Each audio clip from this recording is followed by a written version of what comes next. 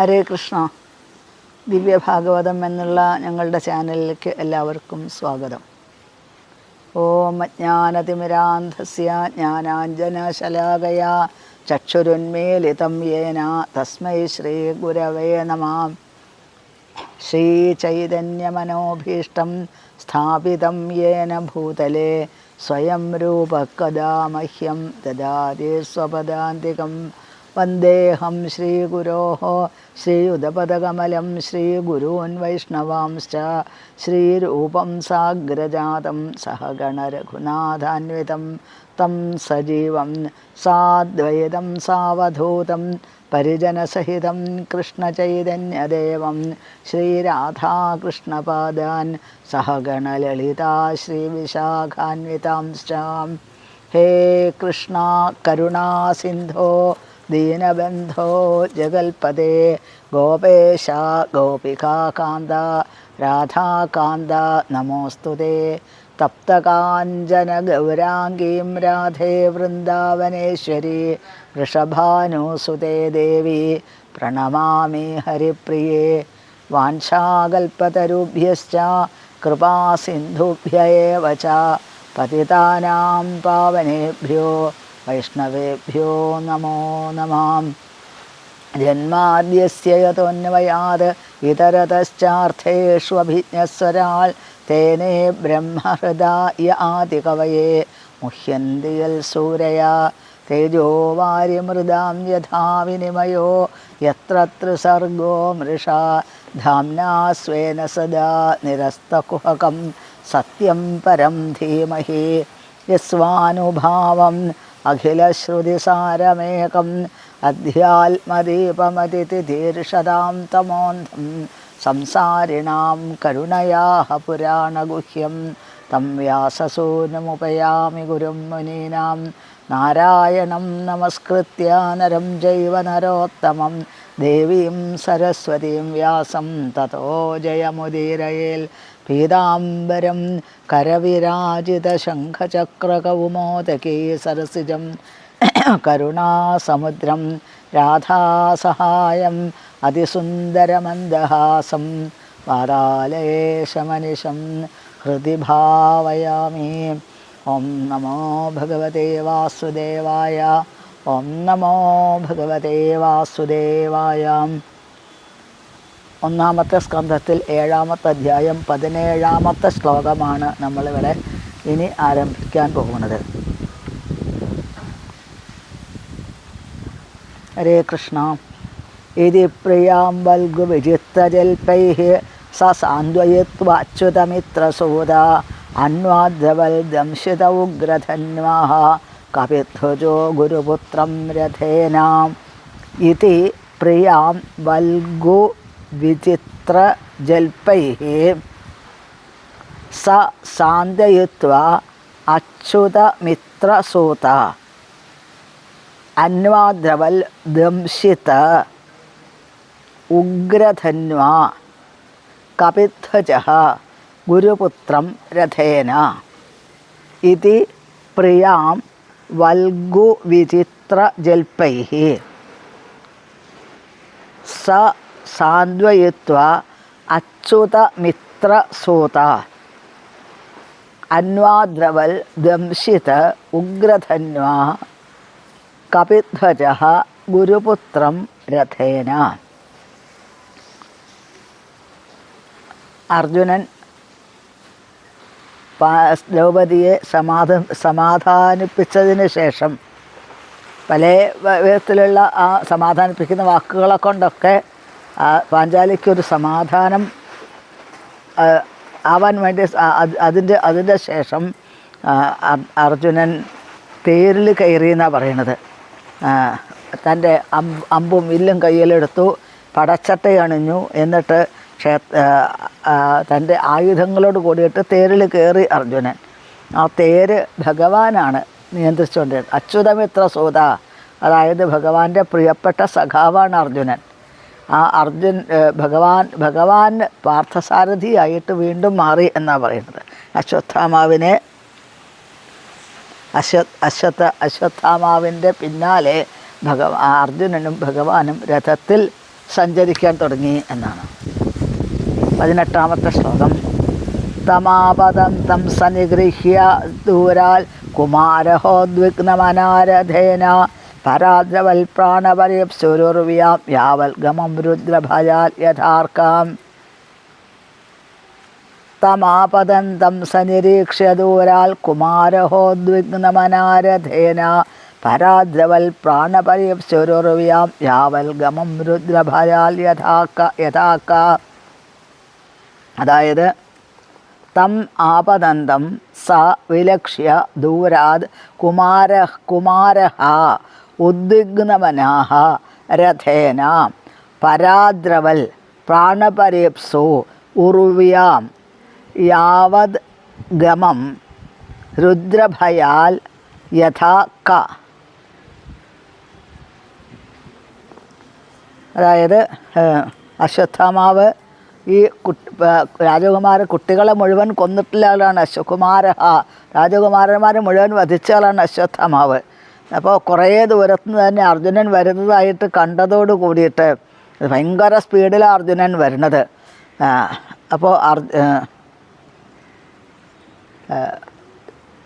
അപ്പോൾ എന്ത് ചെയ്തു ഈ അശ്വത്ഥാമാവ്? കുതിരകൾ ക്ഷീണിച്ചു അശ്വത്ഥാമാവിൻ്റെ എന്നാണ്. അപ്പോൾ അശ്വത്ഥാമാവിൻ്റെ കുതിരകൾ ക്ഷീണിച്ചു, തേര് സഞ്ചരിക്കാൻ നിവൃത്തിയില്ലാതായി. ആ സമയത്ത് തൻ്റെ ആ ജീവൻ രക്ഷിക്കാനായിട്ട് അശ്വത്ഥാമാവ് തേരിൽ നിന്ന് ഇറങ്ങിയിട്ട് ഓടാൻ തുടങ്ങി എന്നാണ് പറയണത്. ഭയങ്കരമായിട്ട് സ്പീഡിൽ ഓടാൻ തുടങ്ങി. യഥാ ക എന്നാണ്. എങ്ങനെയാണോ ബ്രഹ്മാവ് മഹാദേവനെ ഭയപ്പെട്ട് സഞ്ചരിച്ചത് അതേപോലെ എന്നാണ് ഇവിടെ സൂചിപ്പിച്ചത്. ക എന്നും അറക്ക എന്നും രണ്ട് വിധത്തിൽ ഇതിനെക്കുറിച്ചിട്ട് പറയാറുണ്ട് എന്നാണ്. കാരണം ബ്രഹ്മാവ് സരസ്വതി ദേവിയോടുള്ള ആ ഒരു പ്രത്യേകമായിട്ടുള്ള ഒരു ഭാവം കൊണ്ട് സഞ്ചരിക്കുന്നത് കണ്ട സമയത്ത് മഹാദേവൻ ബ്രഹ്മാവിൻ്റെ പിന്നാലെ ശൂലവുമായിട്ട് സഞ്ചരിച്ചു എന്നൊരു കഥ ഉണ്ട്. അപ്പോൾ ബ്രഹ്മാവ് മഹാദേവനെ ഭയപ്പെട്ട് ഓടി എന്നതാണ്. പിന്നെ മറ്റൊന്ന് വാമനപുരാണത്തിൽ മറ്റൊരു കഥ പറയേണ്ട എന്നാണ്. ഒരു വിദ്യുന്മാലി എന്ന് പറഞ്ഞിട്ടുള്ള ഒരു അസുരനുണ്ടായിരുന്നു. ഈ അസുരന് ഒരു വിശേഷപ്പെട്ട ഒരു സ്വർണ്ണ നിറത്തിലുള്ള വിമാനം കൊടുത്തിരുന്നു എന്നാണ്. ബ്രഹ്മാവ് തന്നെയാണ് വിമാനം അനുഗ്രഹിച്ചു കൊടുത്തത് എന്നാണ്. അപ്പോൾ ആ സമയത്ത് ഈ വിമാനത്തിൽ സൂര്യനെ പിന്തുടർന്നുകൊണ്ട് സൂര്യൻ്റെ പിന്നാലെ സഞ്ചരിച്ചു എന്നാണ്. അപ്പം അങ്ങനെ ആ സൂര്യൻ്റെ പിന്നാലെ ഈ രഥം സഞ്ചരിച്ചത് കൊണ്ട് തന്നെ രാത്രി ഇല്ലാതെയായി, എപ്പോഴും പ്രകാശം ഉള്ള ഒരവസ്ഥയായി എന്നാണ്. അപ്പോൾ സൂര്യൻ്റെ പിന്നാലെ സൂര്യൻ പോയി കഴിഞ്ഞാൽ ഈ രഥത്തിൽ ഏറിയിട്ട് ഈ വിദ്യുന്മാലി സഞ്ചരിക്കും. അപ്പോൾ അവിടെ രാത്രി നല്ല സൂര്യൻ്റെ പ്രഭാവം തന്നെ ഇല്ലാതെയായി തീർന്നു. സൂര്യന് ദേഷ്യം പിടിച്ചു. അപ്പോൾ സൂര്യൻ അതിഭയങ്കരമായിട്ടുള്ള തൻ്റെ പ്രകാശം കൊണ്ട് ആ വിദ്യുന്മാലിയുടെ വിമാനത്തിനെ ദഹിപ്പിച്ച് കളഞ്ഞു. അപ്പം അതേപോലെ ആ ബ്രഹ്മാവ് എങ്ങനെയാണോ ബ്രഹ്മാവിൻ്റെ പിന്നാലെ മഹാദേവൻ ശൂലവുമായിട്ട് പോയത്, എങ്ങനെയാണോ സൂര്യൻ വിദ്യുന്മാലിയുടെ ആ വിമാനത്തിൻ്റെ നേരെ ദഹിപ്പിക്കാനായിട്ട് ചെന്നത്, അതേപോലെ ആണ് അർജുനൻ അശ്വത്ഥാമാവൻ്റെ പിന്നാലെ ഭഗവാനോട് കൂടി സഞ്ചരിച്ചത് എന്നാണ് ഇവിടെ സൂചിപ്പിക്കുന്നത്. യഥാ ശരണമാത്മാനമൈക്ഷത ശ്രാന്തവാചിനം അസ്ത്രം ബ്രഹ്മശിരോ മേനെ ആത്മത്രാണം ദ്വിജാത്മജാം. യഥാ അശരണം ആത്മാനം ഐക്ഷത ശ്രാന്തവാചിനം അസ്ത്രം ബ്രഹ്മശിരഃ മേനെ ആത്മത്രാണം ദ്വിജാത്മജഃ. അതായത് ദ്വിജാത്മജ എന്ന് പറഞ്ഞാൽ ദ്രോണാചാര്യൻ ബ്രാഹ്മണനാണ്. ഇപ്പോൾ ദ്രോണാചാര്യൻ്റെ പുത്രനായിട്ടുള്ള അശ്വത്ഥാമാവ് തൻ്റെ കുതിരകൾ വല്ലാതെ ക്ഷീണിച്ചതായിട്ട് കണ്ടു. അപ്പോൾ ഇനി തനിക്ക് രക്ഷപ്പെടാൻ മറ്റൊരു മാർഗം ഒന്നും ഇല്ല എന്ന് കണ്ട സമയത്ത് ബ്രഹ്മാസ്ത്രം, ബ്രഹ്മശിരസ് എന്നുള്ള അസ്ത്രം, ബ്രഹ്മാസ്ത്രത്തിനെ അശ്വത്ഥാമാവ് പ്രയോഗിച്ചു എന്നാണ്. അപ്പോൾ ഈ അശ്വത്ഥാമാവ് ശരിക്കും ബ്രാഹ്മണൻ്റെ ബ്രാഹ്മണർ അങ്ങനെ യുദ്ധക്കളത്തിൽ അങ്ങനെ ഇറങ്ങാറില്ല എന്നാണ് പറയണത്. അപ്പോൾ എന്താണ് ഈ ബ്രാഹ്മണരുടെ യഥാർത്ഥത്തിലുള്ള അവരുടെ കടമ എന്താണ്? ഭഗവത് സേവ ചെയ്തുകൊണ്ട് സാത്വികമായ ഭാവം വർദ്ധിപ്പിച്ച് ലോകത്തിനെ അനുഗ്രഹിക്കുന്ന വിധത്തിൽ പ്രവർത്തിക്കുക എന്നുള്ളതാണ് ബ്രാഹ്മണരുടെ ആ ഒരു കടമ, ഒരു ധർമ്മം എന്നാണ്. അതിൽ നിന്നും നേരെ എതിരായിട്ടാണ് ഇവിടെ അശ്വത്ഥാമാവ് പ്രവർത്തിച്ചത് എന്നാണ്. അപ്പോൾ ഏറ്റവും ബുദ്ധിയുള്ള വിഭാഗത്തിനെയാണ് ബ്രാഹ്മണർ എന്ന് പറയുന്നത് എന്ന് സൂചിപ്പിക്കുന്നു. അപ്പോൾ ഇവിടെ തനിക്ക് അശ്വത്ഥാമാവ് ഈ ഒരിക്കലും ഉപയോഗിക്കാൻ പാടില്ലാത്ത ബ്രഹ്മാസ്ത്രം, അതായത് ബ്രഹ്മാസ്ത്രം എന്ന് പറഞ്ഞാൽ സാധാരണ ഒരു ആറ്റം ബോംബിനേക്കാൾ എത്രയോ ഇരട്ടി ചൂടും പ്രകാശവും ഉൽപ്പാദിപ്പിക്കാൻ കഴിവുള്ള അസ്ത്രമാണ് ഈ ബ്രഹ്മാസ്ത്രം എന്നുള്ളത്. അപ്പോൾ ഈ ബ്രഹ്മാസ്ത്രം സാധാരണ ഒരു ആറ്റം ബോംബ് അല്ലെങ്കിൽ അതൊക്കെ ഒരു പ്രദേശത്തിനെ മാത്രമേ ദഹിപ്പിക്കാൻ സാധിക്കുള്ളൂ, നശിപ്പിക്കാൻ പറ്റുള്ളൂ. എന്നാൽ ഈ ഒരു ബ്രഹ്മാസ്ത്രത്തിന് 3 ലോകങ്ങളെയും ഒന്നിച്ച് സംഹരിക്കാൻ സാധിക്കും എന്നാണ്. അത്രയും പ്രഭാവമുണ്ട്. മന്ത്രത്തിൻ്റെ ശക്തി മന്ത്രം കൊണ്ടാണ് ഇതിനെ ശക്തിപ്പെടുത്തുന്നത് എന്നുള്ളത് കൊണ്ടാണ് ഇതിൻ്റെ ഏറ്റവും വലിയ പ്രത്യേകത. അപ്പോൾ ആത്മീയമായിട്ടുള്ള ആ ഒരു അവസ്ഥ ഭൗതികത്തിനേക്കാൾ എത്ര ഉയർന്ന തലത്തിലാണ്, എത്രയോ ശക്തമാണ് എന്നുള്ളത് കാണിക്കുകയാണ് ഇതുകൊണ്ട് ചെയ്യുന്നത് എന്നാണ്. അപ്പോൾ യഥാ അശരണം ആത്മാനം ഐക്ഷത ശ്രാന്തവാചിനം അസ്ത്രം ബ്രഹ്മശിര മേനെ ആത്മത്രാണം ദ്വിജ ആത്മജ. പിന്നെ 20ാമത്തെ ശ്ലോകം. അഥോപസ്പൃശ്യ സലിലം സന്ദധേതൽ സമാഹിത അജാനന്നുപസംഹാരം പ്രാണകൃച്ഛ്രൗപസ്ഥിതേ. അഥോപസ്പൃശ്യ സലിലം സന്ദധേതൽ സമാഹിത അജാനന്നുപസംഹാരം പ്രാണകൃച്ഛ്രൗപസ്ഥിതേ. ഇത് അശ്വത്ഥാമാവ് തൻ്റെ ആ ജീവിതം വലിയ അപകടത്തിലാണ് എന്ന് മനസ്സിലാക്കി. എന്നിട്ട് വെള്ളം കയ്യിലെടുത്തിട്ട് അശ്വത്ഥാമാവ് തൻ്റെ ശുദ്ധീകരിക്കുന്ന ജലം കയ്യിലെടുത്തിട്ട് വിശേഷപ്പെട്ട മന്ത്രം ജപിച്ചുകൊണ്ട് ഈ അസ്ത്രത്തിനെ പ്രയോഗിച്ചു എന്നാണ് പറയുന്നത്. അശ്വത്ഥാമാവിന് ഈ അസ്ത്രം പ്രയോഗിക്കുക എന്നല്ലാതെ അതിനെ ഉപസംഹരിക്കാൻ തിരിച്ചെടുക്കാനായിട്ട് അറിയില്ല എന്നതാണ്. അപ്പോൾ ഒരിക്കലും ഉപസംഹരിക്കാൻ സാധിക്കാത്ത ഒരു ആയുധത്തിനെ ഒരിക്കലും യോദ്ധാവ് പ്രയോഗിക്കരുത് എന്നാണ് പറയുന്നത്. അത് ഉപയോഗിക്കുകയാണെങ്കിൽ അത് തിരിച്ചെടുക്കാൻ ഉപസംഹരിക്കാനുള്ള ആ കഴിവും കൂടി വേണം എന്നാണ്. അത് യുദ്ധത്തിൻ്റെ ധർമ്മത്തിന് എതിരാണ് ഉപസംഹരിക്കാൻ സാധിക്കാത്ത, തിരിച്ചെടുക്കാൻ സാധിക്കാത്ത ആയുധങ്ങളെ പ്രയോഗിക്കുക എന്നുള്ളത് എന്നാണ്. അപ്പോൾ വളരെ സൂക്ഷ്മമായിട്ടുള്ള ആ ഭൗതികമായിട്ടുള്ള ആ കാര്യങ്ങൾ സ്ഥൂലമായതിനേക്കാൾ എത്രയോ അധികം ശക്തമാണ് എന്നാണ്. അപ്പം അങ്ങനെയുള്ള ഈ സൂക്ഷ്മമായിട്ടുള്ള ആ ഒരു മാർഗം എങ്ങനെ ശക്തി ഉണ്ടെന്ന് പറയണത്, അത് ശബ്ദങ്ങളിൽ കൂടെ, മന്ത്രങ്ങളിൽ കൂടെയാണ് അതിന് ശക്തിയും ശുദ്ധീകരണവും വരുത്തുന്നത് എന്നാണ്. ഇവിടെ ഈ അശ്വത്ഥാമാവ് പ്രയോഗിച്ച അസ്ത്രത്തിന് മന്ത്രം കൊണ്ട്, അസ്ത്രമൊന്നു തന്നെയാണ്, പക്ഷേ മന്ത്രങ്ങളുടെ പ്രയോഗത്തിന് വ്യത്യാസം ഉണ്ടെന്നാണ് പറയുന്നത്.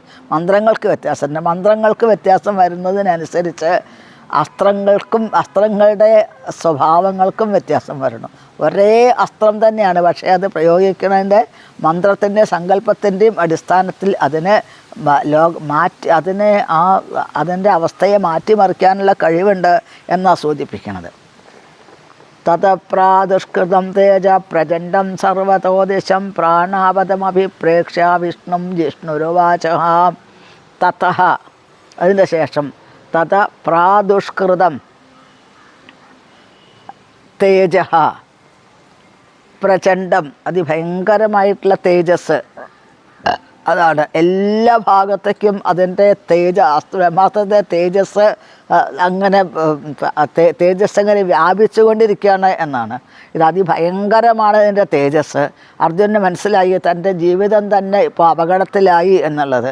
ആ ഭഗവാന്റെ മുമ്പിൽ ഭഗവാനോട് ചോദിക്കുന്നു, ഭഗവാനോട് ശരണാഗതി പ്രാപിക്കുകയാണ്. ഭഗവാനോട് ചോദിക്കുന്നു, എന്താണ് ഇതിൻ്റെ കാരണം, ഈ അപകടത്തിൻ്റെ കാരണം എന്താണ് എന്ന് അർജുനൻ ചോദിക്കുകയാണ്. ഇപ്പോൾ എന്തെങ്കിലും ഒരു അർജുനന് അറിയാം എന്താണ് കാരണം എന്ന് അർജുനന് അറിയാം. എന്താ അർജുനൻ ഭഗവാനോട് ചോദിക്കുന്നത്? അപ്പോൾ നമ്മൾക്ക് എന്തെങ്കിലും പ്രശ്നം വന്നു കഴിഞ്ഞാൽ പരിഹാരം നമ്മൾക്ക് എന്താ എന്നുള്ളത് ആദ്യം നമ്മളുടെ ഗുരുവിനോട് അന്വേഷിക്കേണ്ടതായിട്ടുണ്ട്. നമ്മളെക്കാളും വരിഷ്ഠന്മാരായിട്ടുള്ള സജ്ജനങ്ങൾ ഗുരുനാഥനോട് ചോദിക്കേണ്ടതായിട്ടുണ്ട്.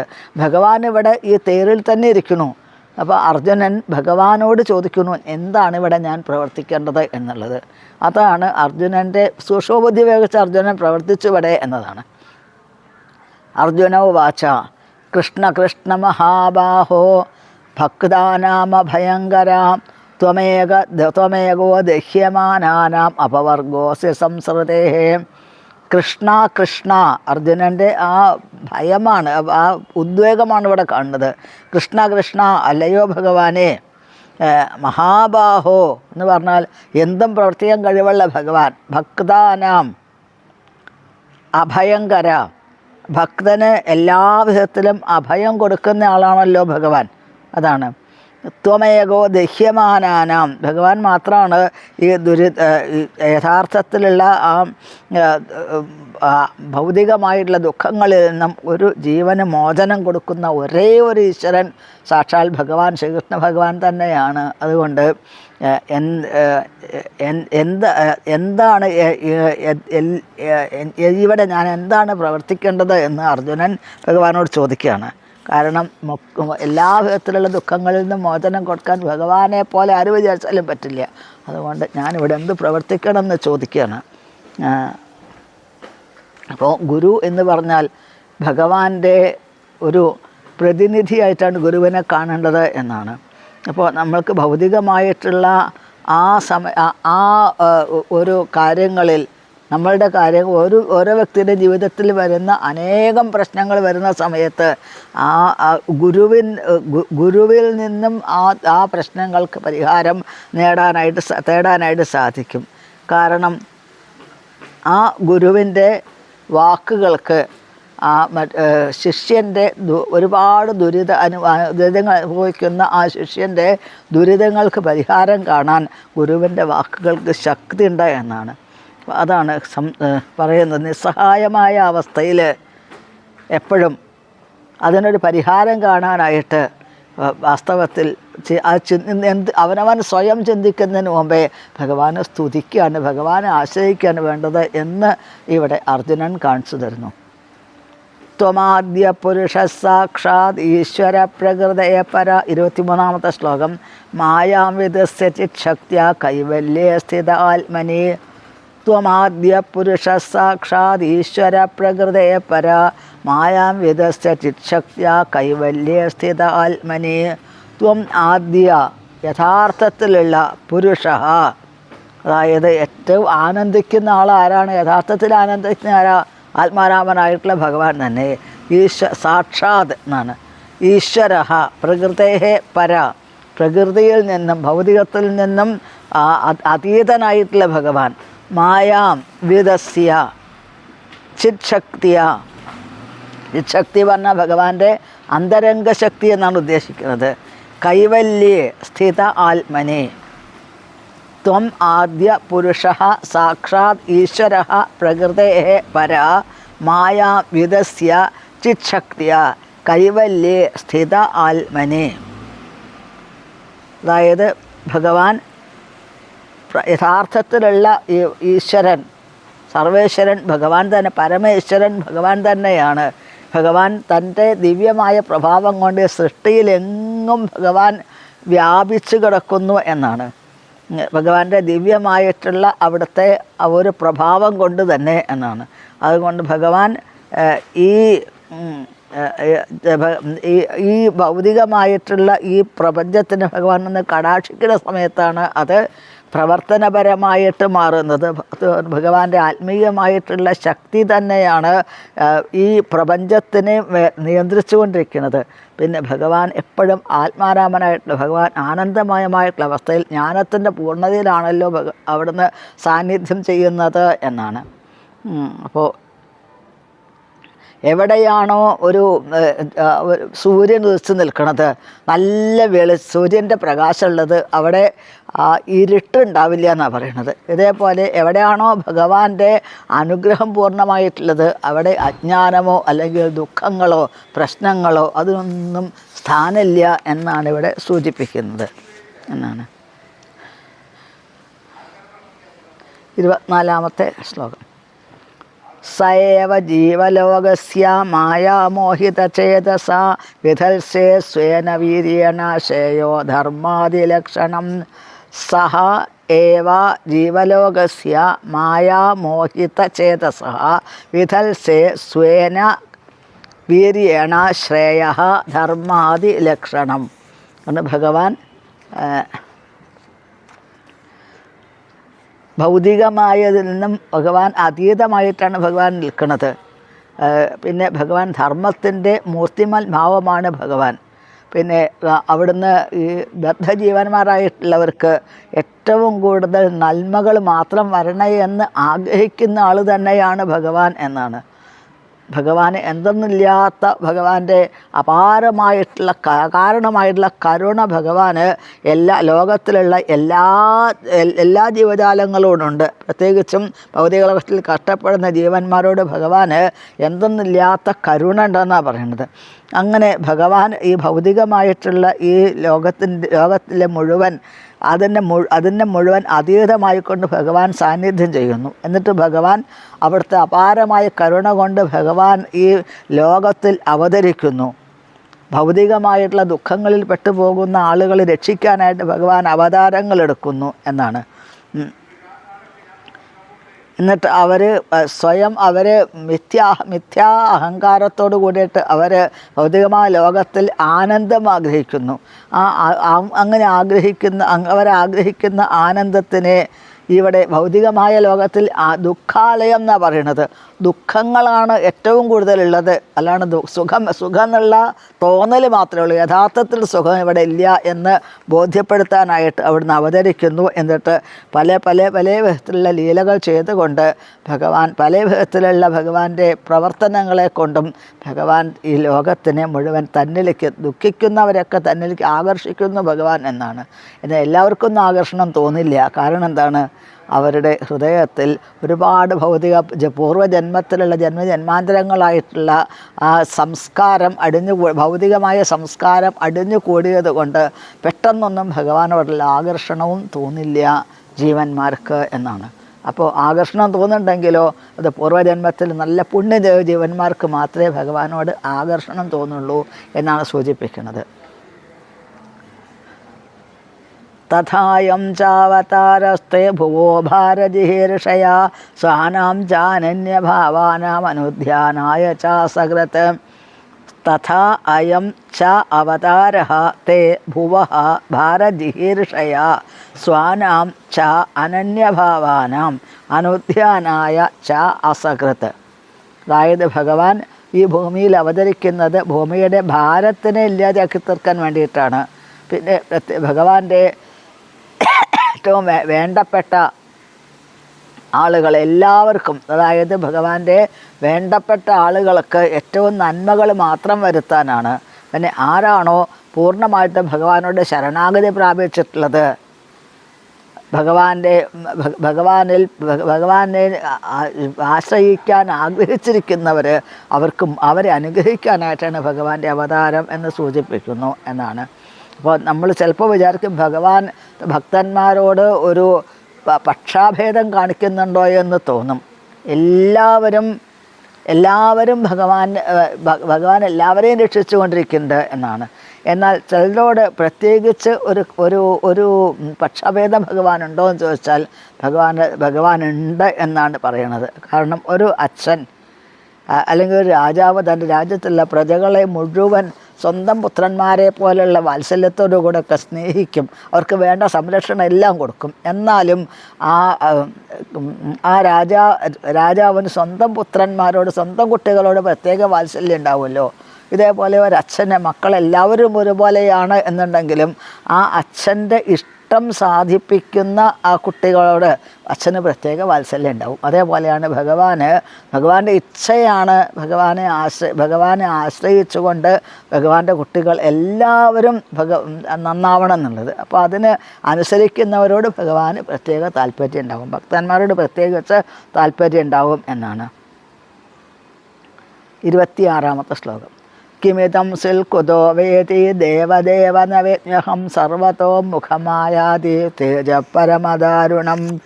കിം ഇദം സിൽ കുതഃ വേതി ദേവദേവ ന വേദ്മി അഹം സർവതഃ മുഖം ആയാതി സർവതഃ മുഖം ആയാതി തേജ പരമദാരുണം. അതായത്, അല്ലയോ ഭഗവാനെ,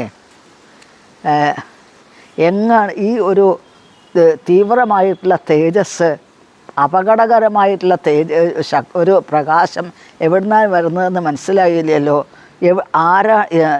എനിക്ക് മനസ്സിലാക്കാൻ why does it come from, എവിടുന്ന് ഇത് വരുന്നു, ഇത് എങ്ങനെയാണ് എല്ലാ സ്ഥലത്തും വ്യാപിച്ചിരിക്കുന്നത്, എന്താണ്, എവിടുന്നാണിത് വരുന്നത്, എനിക്കിത് മനസ്സിലാക്കാൻ സാധിക്കില്ലല്ലോ എന്നാണ്. അപ്പോൾ എന്തെങ്കിലും ഭഗവാന്റെ മുമ്പിൽ നമ്മൾ അവതരിപ്പിക്കണം എന്നുണ്ടെങ്കിൽ ആദ്യമായിട്ട് ഭഗവാനോട് വളരെ ബഹുമാനത്തോടു കൂടിയിട്ട് പ്രാർത്ഥിക്കേണ്ടതായിട്ടുണ്ട്, എന്നിട്ട് ഭഗവാനെ സന്തോഷിപ്പിക്കേണ്ടതായിട്ടുണ്ട്.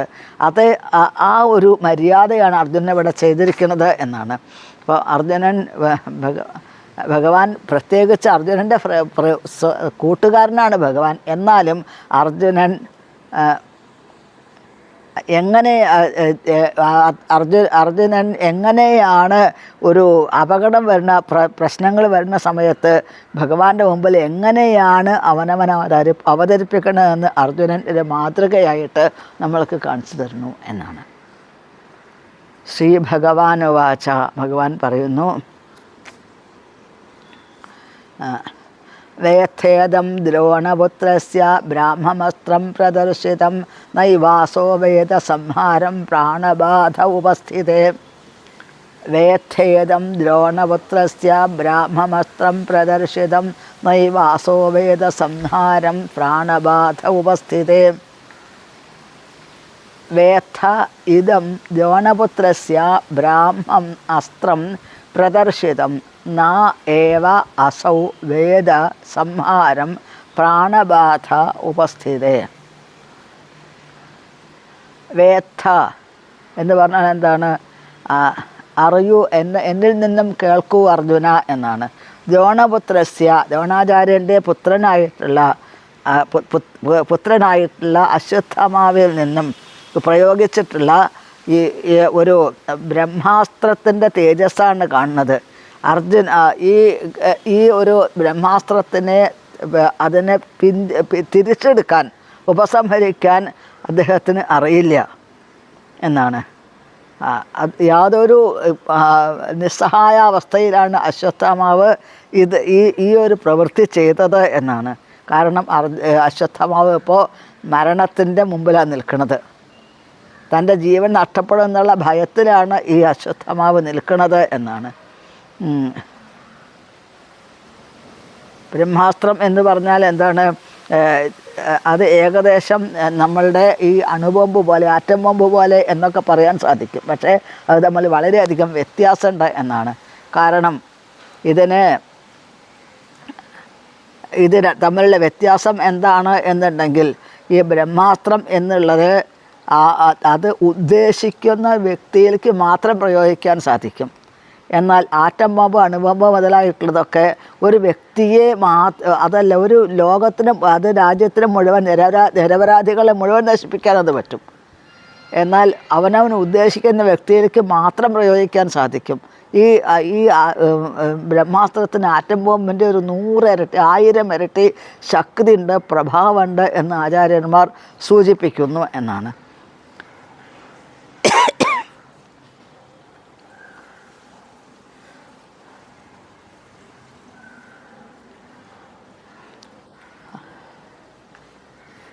അപ്പോൾ ഭൗതികമായിട്ടുള്ള ഈ ശാസ്ത്രം എന്നുള്ളത് അത് ഒട്ടും അതിലുള്ള പ്രവൃത്തികൾ ഒന്നും ആത്മീയമായിട്ടുള്ളതല്ല. അത് ഭഗവാനായിട്ട് നേരിട്ട് ബന്ധപ്പെട്ടിട്ടുള്ളതാണ് ആത്മീയമായിട്ടുള്ള ഈ ഒരു മന്ത്രങ്ങൾ, ശ്ലോകങ്ങൾ എന്നതാണ്. അപ്പോൾ ഭഗവാനായിട്ട്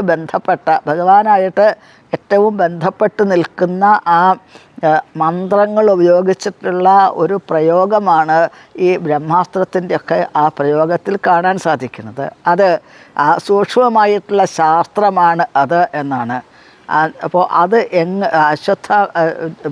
ബ്രഹ്മാസ്ത്രം പ്രയോഗിച്ചു എന്നല്ലാതെ അത് തിരിച്ചെടുക്കാനുള്ള മന്ത്രങ്ങൾ, അതിനുള്ള എന്താണ് അതിൻ്റെ വഴി എന്നുള്ളത് അശ്വത്ഥാമാവിന് അറിയില്ല എന്നാണ്. അപ്പോൾ അങ്ങനെ വരുന്ന സമയത്ത് അശ്വത്ഥാമാവ് ഏത് സമയത്താണ് പ്രയോഗിച്ചത്? മരണം അടുത്ത് നിൽക്കുന്നു തനിക്ക് എന്ന് തോന്നിയിട്ടില്ല, ഭയപ്പെട്ട സമയത്താണ് പ്രയോഗിച്ചത് എന്നാണ്. അപ്പോൾ ഭഗവാൻ എന്ത് ചെയ്തു? അപ്പോൾ അങ്ങനെ ആ യുദ്ധത്തിൻ്റെ മര്യാദകളെ അതിക്രമിച്ച അശ്വത്ഥാമാവിനെ അതിനെ ഭഗവാൻ തന്നെ അതിന് തക്ക ശിക്ഷ കൊടുക്കണമെന്നും ഭഗവാന്റെയും കൂടി ആവശ്യമാണത്. ഭഗവാൻ നിശ്ചയിച്ചു ഇദ്ദേഹത്തിന് ശിക്ഷ കൊടുക്കണം എന്നുള്ളത്. അപ്പോൾ ഭഗവാൻ ശിക്ഷ കൊടുക്കാൻ നിശ്ചയിച്ച ഒരാളെ രക്ഷപ്പെടുത്താൻ ആര് വിചാരിച്ചാലും സാധിക്കില്ല എന്നാണ്. ഹരേ കൃഷ്ണ. ഇപ്പോൾ നമ്മൾക്ക് ഇവിടെ നിർത്തുകയാണ്. ഭഗവാന്റെ അനുഗ്രഹം കൊണ്ട് ഇത്രയും ഭാഗങ്ങൾ പറയാനും അവതരിപ്പിക്കാനും സാധിച്ചു. നല്ലത് മാത്രം വരണേ എല്ലാവർക്കും ഒന്ന് പ്രാർത്ഥിച്ചുകൊണ്ട് ഇപ്പോൾ നമ്മൾ ഇവിടെ നിർത്തുന്നു. ഇനി അടുത്ത എപ്പിസോഡിൽ കാണാം. കൃഷ്ണായ നമോ ബ്രഹ്മണ്യദേവായ ഗോബ്രാഹ്മണഹിതായ ജഗദ്ഹിതായ കൃഷ്ണായ ഗോവിന്ദായ നമോ നമഃ. ഹരേ കൃഷ്ണ കൃഷ്ണ കൃഷ്ണ ഹരേ ഹരേ, ഹരേ രാമ രാമ രാമ ഹരേ ഹരേ. ഹരേ കൃഷ്ണ.